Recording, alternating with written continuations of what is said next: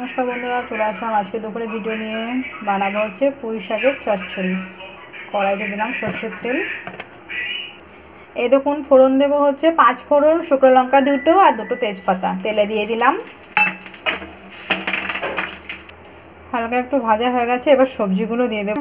এখানে আছে একটা টমেটো আর কয়েকটা কাঁচা লঙ্কা। এইখানে হচ্ছে আছে কচু, অনেক কিছু সবজি আছে এখানে, বেগুন, আলু, তারপরে হচ্ছে কি একটা ঝিঙে, পটল, কুমড়ো, গাজর, মূল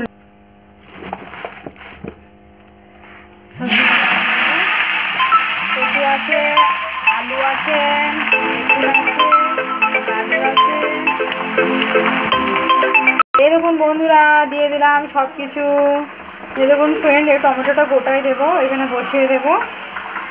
এবারে কাঁচা লঙ্কাগুলো ওপর দিয়ে সাজিয়ে দেবো।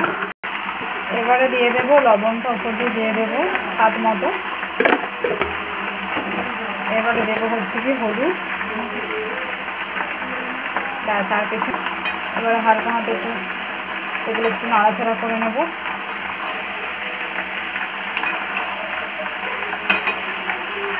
এখানে অনেক কিছু সবজি আছে, যে যেটা পছন্দ করে দিতে পারেন,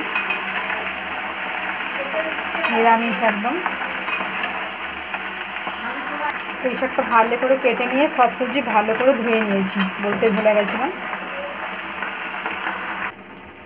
এই দেখুন, আমি ঢাকনিটা তুলে একবার নাড়াচাড়া করে নিচ্ছি। এই দেখুন টমেটোটা গলে গেছে। আর একবার নাড়াচাড়া করে আবার একবার ঢাকা দিয়ে দেবো।